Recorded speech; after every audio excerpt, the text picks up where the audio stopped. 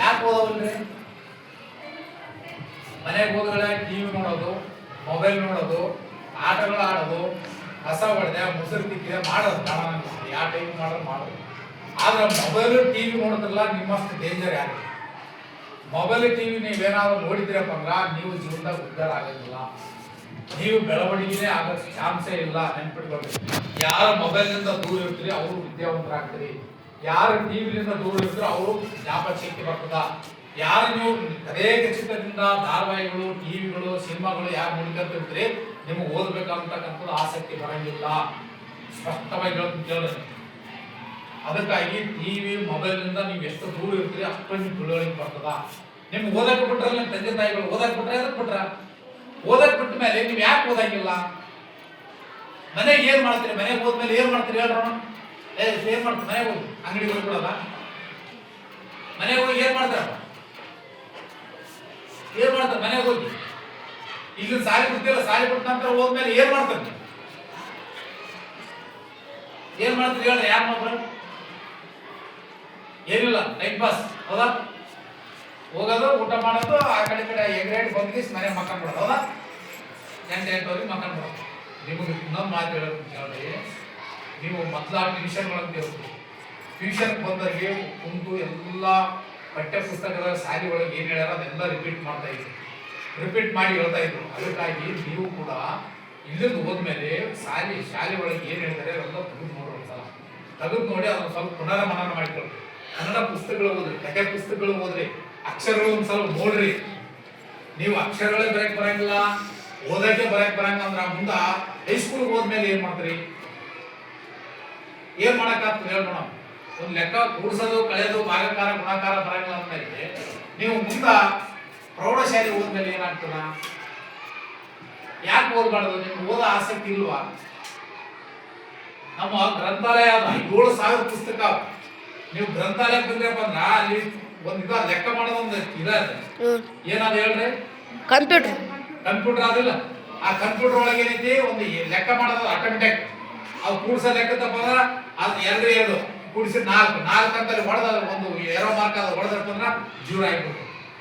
ಹೌದಲ್ಲ? ಮಾಡಿರಲ್ಲ? ಎಷ್ಟು ಮಂದಿ ಮಾಡಿರಿ ನೀವು ಲೈಬ್ರರಿ ಒಳಗ ಲೆಕ್ಕ ಮಾಡೋದು? ಲೈಬ್ರರಿನೇ ನೋಡಿದ್ರು ಕೆಲವು ಕೂಡ್ಸ ಲೆಕ್ಕ ಬರ್ತಾವ ಮಾಡ್ಕೊಂತಿದ್ರಪ್ಪ ಕೊಡ್ರಿ. ಆಮೇಲೆ ಅದ್ರ ಒಳಗಡೆ ವಿಡಿಯೋಗಳು ಏನಾವ ನಿಮ್ಮ ಪಠ್ಯ ಪುಸ್ತಕ ಸಂಬಂಧಪಟ್ಟಿರೋ ವಿಡಿಯೋಗಳವ. ಆ ವಿಡಿಯೋಗಳು ನೋಡಿದ್ರಪ್ಪ ಅಂದ್ರ ಆ ಪಠ್ಯ ಪುಸ್ತಕ ಸಂಬಂಧಪಟ್ಟ ವಿಡಿಯೋಗಳು ಅವೆಲ್ಲ ನೋಡ್ಕೊಂಡು ಕಲಿಬಹುದು. ಹೌದಾ? ಆಮೇಲೆ ಕಥೆಗಳು, ಸಣ್ಣ ಸಣ್ಣ ಕಥೆ ಪುಸ್ತಕಗಳು. ಆ ಕಥೆ ಪುಸ್ತಕ ಓದೋದ್ರಿಂದ ನಿಮ್ಗೆ ಏನಾಗ್ತಂದ್ರ ಜ್ಞಾಪಕ ಶಕ್ತಿ ಹೆಚ್ಚಾಗ್ತದೆ. ಜ್ಞಾಪಕ ಶಕ್ತಿ ಹೆಚ್ಚಾಗೋದ್ರ ಜೊತೆಗೆ ಏನಂತ ಗ್ರಂಥಾಲಯ ಬಂದು ಓದ್ಬೇಕಂತಕ್ಕಂಥ ಆಸಕ್ತಿ ಬರ್ತದೆ.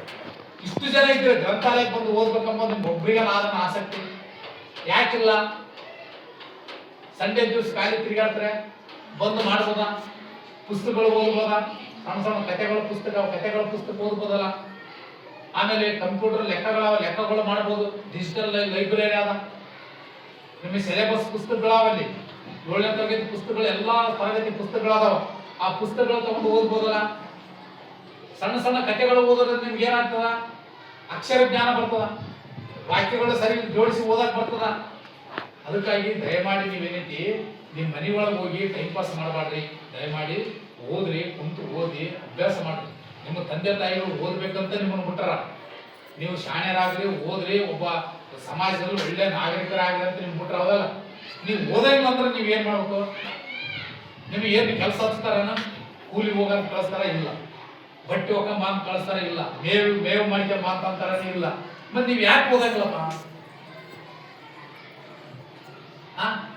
ಯಾಕೆ ಓದಂಗಿಲ್ಲ? ಮೋನೆ ಯಾಕೆ ಓದಂಗ? ಓದೋದು ಯಾಕಿಲ್ಲ? ಓದ್ಬೇಕಂತ ಸ್ವಲ್ಪ ಆಯ್ತಿಲ್ಲ, ನಿಮ್ಗೆ ಆಸಕ್ತಿನ ಆಗಿಲ್ಲ. ದಯಮಾಡಿ ಯಾರು ಶಾಲೆ ಬಿಡಬಾರ್ದು, ಕಂಟಿನ್ಯೂ ಶಾಲೆಗೆ ಬರ್ರಿ. ಶಾಲೆಗೆ ಬಂದು ಓದಿ ಪುಸ್ತಕಗಳನ್ನ ನೀವು ಏನು ಹೇಳ್ತಾರೆ ಇಚ್ಛಾಶಕ್ತಿಯಿಂದ ಕುಂತು ಓದ್ರಿ.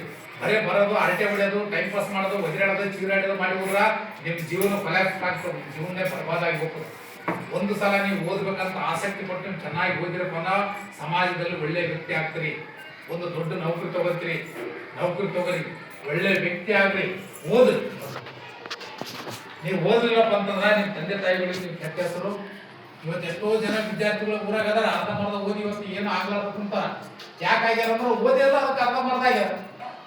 ನಮ್ಮ ಕಣ್ಣು ಮುಂದೆ ತಿರುಗಾಡ್ತಾರೆ, ನೋಡಿರ್ಬೋದು ನೀವೆಲ್ಲ. ಸುಮ್ಮನೆ ಹೊರಗೆ ಗಾಡಿ ತೊಗೊಂಡು ತಿರುಗಾಡೋದು, ಇದು ಮಾಡೋದು, ಪಾಲ್ಕು ತಿರುಗಾಡೋದು, ಡ್ರಿಂಕ್ ಕುಡಿಯೋದು, ಥಮ್ಸಪ್ ಕುಡಿಯೋದು, ಬರ್ತ್ಡೇ ಮಾಡೋದು, ಹೋರಾಟ ಮಾಡೋದು, ಬರೀ ಅದೇ ಮಾಡ್ತಾರೆ.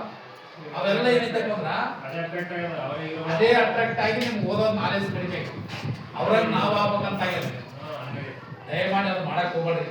ನಮ್ಮ ಬರ್ತ್ಡೇ ಮಾಡೋದು ಬೇಡ, ಡ್ರಿಂಕ್ ಕುಡಿಯೋದು ಬೇಡ, ಥಮ್ಸಪ್ ಕುಡಿಯೋದು ಬೇಡ, ಮೌಂಟೇನ್ ಕುಡಿಯೋದು ಬೇಡ, ಮತ್ತೇನೆ ಸ್ಪ್ರೈಟ್ ಕುಡಿಯೋದು ಬೇಡ, ಏನು ಬೇಡ. ನಿಮ್ಮ ಮತ್ತೆ ಬಾದಾಮಿ ಹಾಲು ಕುಡಿಯೋದು ಬೇಡ. ನಾವ್ ಏನೈತಿ ಒಂದು 2 ರೊಟ್ಟಿ ಊಟ ಮಾಡಿ, ಶಾಲೆಗೆ ಮಧ್ಯಾಹ್ನ ಊಟ ಇರ್ತಾವ, ಊಟ ಮಾಡಿ, ಹಾಲು ಕುಡಿರಿ, ಚೆನ್ನಾಗಿ ಪುಸ್ತಕ ಓದ್ರಿ, ಟಿವಿ ಮೊಬೈಲ್ನಿಂದ ದೂರ ಇರಿ. ನೀವು ಟಿವಿ ಮೊಬೈಲ್ ನೋಡ್ಕೊಂಡು ಕೂತಿರಪ್ಪ, ನಿಮ್ಮ ಜೀವನ ಬರ್ಬಾದಾಗಿರುತ್ತೆ. ಇಷ್ಟು ಹೇಳಿ ನಾವು ತಿಳಿದು ಹೇಳಿವಿ. ನೋಡ ಎಷ್ಟು ಜನ ನೀವು ಹುಷಾರಾಗ್ತೀರಿ. ನಾಳೆ ಹೈಸ್ಕೂಲ್ಗೆ ಹೋದ್ಮೇಲೆ ನಗ್ತಾರೆ ನೋಡಿ, ಪ್ರೈಮರಿ ಕಲ್ತಲ್ಲ, ಇವು 8ನೇ ತರಗತಿ ಬಂದನ ಏನು ಓದಕ್ಕೆ ಬರೋದು ನಗ್ತಾರ. ಹಂಗೆ ಆಗೋದು ಬೇಡ.